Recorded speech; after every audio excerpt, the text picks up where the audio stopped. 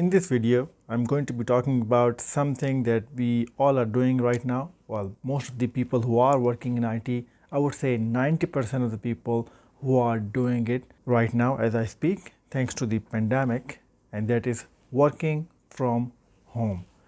So in this video, I'm going to be talking about how we can make the most of working from home and how you can become more productive and more effective while working from home. Stay tuned.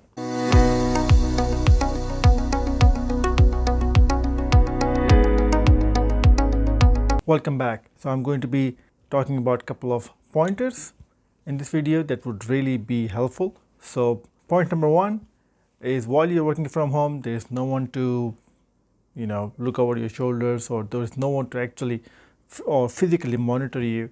So there's one thing that you should do, and I'm trying to do that, and that is reduce time spent on social media. Well, the irony is this video is part of the social media, but when you're working from home, you've got 9 to 5, the time or the block of time that you have in a day.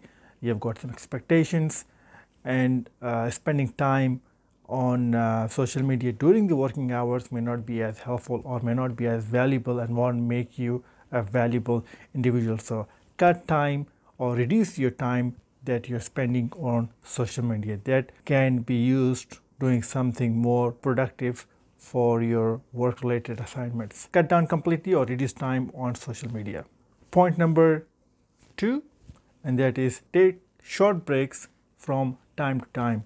So what happens is when you're working from home, you don't have colleagues that would walk over to you, or you don't have something what we call a water cooler chatter. We don't have anything of that sort. We don't have a water cooler chatter, or we don't have someone, let's say catch up or something of that sort. So what I mean to say is that if you're sitting for an extended period of time at your desk, it can get very tiring, or it can get very unmotivating or unfulfilling, depending on what you're doing. But the best thing is take short breaks. I don't mean to say 1 hour break, but take 10 to 15 minutes break.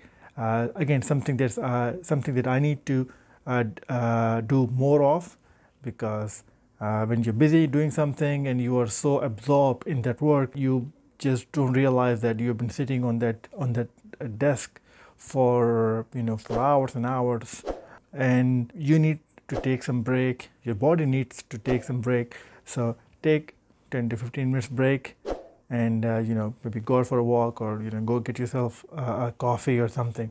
So taking a break is also quite essential to working effectively from home. Point number 3 is drink plenty of water.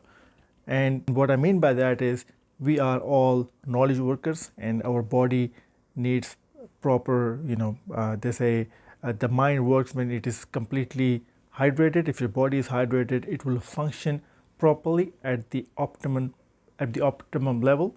So if you're dehydrating and you start dehydrating, and your body doesn't tell you that you need some water, you only realize that maybe 40 minutes after your body has actually started experiencing dehydration. So you can have some timer, or you can even have some apps that will remind you that you need to have water at a regular interval. So in a day, have between 3 to 4 liters of water. That would really be healthy for you overall, even if you're not, let's say, working from home. But generally speaking, you need to keep yourself hydrated and drink plenty of water. I mean, it has 0 calories and it is only healthy. The good thing about having plenty of water is you won't feel hungry as much. I mean, you will consume less calories and you will stay active as well. Point number 4 is creating a checklist or a to-do list of what you want to achieve on a particular day. So what that would do is you'll have an agenda starting your day. If you just go without a proper checklist or without a to-do list, you will just wander around. What I mean by that is, if you have a definite set of tasks for a given day, if you outline those tasks and steps, you will have a clear agenda as to what is needed to be done, and you can also have some estimates. As item 1 would take X number of hours, item 2 would take X number of hours, and if you have a proper checklist or a to-do list, then you can really plan your day accordingly and also become more productive at the end of the day. So, but some say, well, if you do the most important thing, the item in the checklist don't really matter. But there is an argument about that. If you get the most important thing, or if you get the things that are of utmost importance to you and to your employer, that's all that matters. You don't even have to worry about the checklist. But checklist would predominantly serve as a guide, nothing more. And also, if you get something done, you can check that, you can tick it off. That gives you a feeling of accomplishment. So try that out. Next point is declutter your workspace. It's hard to work from a messy desk. It's hard to work when you have got so many things lying around at your desk while you're trying to focus on one thing, because your mind can get distracted from the clutter that is lying around at your desk. Clean desk, meaning clean desk equals clean thinking or clear thinking. Let's put it that way. So remove anything that you are not using. For example, let's say you've got magazines lying at your desk and you haven't gone through the magazine or anything that is sitting at your desk, let's say for more than few months, let's say even for a few weeks, and if you haven't gone through it, that means you won't be going through it in the next few months either. So just toss it away, and just only keep things that are really needed for your immediate task. It will eventually make you more productive. Next tip, well, I shouldn't be saying this, but do not work from your bed. What I mean to say is that there are people working from sofa or from any place that they feel comfortable. But if you're working from bed or from couch for an extended period of time, is it really a healthy way of doing things? Maybe not very good for your back. You can have a stand-up desk so that you're in motion and you're not confined to your chair for an extended period of time. You can have an ergonomic chair or ergonomic keyboard or mouse. There are so many available at the moment that can only make you more productive in the long run.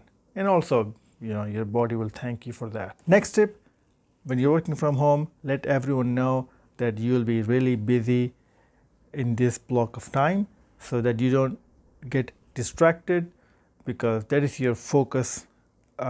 You're in that time zone, which is really a focused zone, and you can't afford to have any distraction. So if you have, let's say, working between 10 to 12 in the morning, and you would rather not have anyone distracting you or knocking at your door, you can also have that, do not disturb or something, so that you know that this would be uninterrupted. This would be just your time, focus time. You can choose what time of the day you'll be more productive, so you can allocate that time to be do not disturb times, so that you can work single-mindedly with complete focus on the task that you're working on.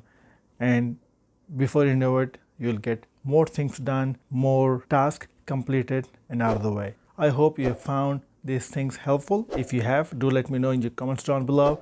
Some of the things have helped me in the past, and some of the things I'm still working on. It will take practice and it will take time. I mean, few things may not happen overnight, so you just have to have some discipline to get there. So, and these things are quite easy. Some things that are easy to do are also easy not to do. If this video has helped you in any way, shape or form, give me a thumbs up and hit that like button. Take care, and I'll see you next time. And just before you go, if this video has helped you in any way, shape or form, give me a thumbs up and hit that subscribe button.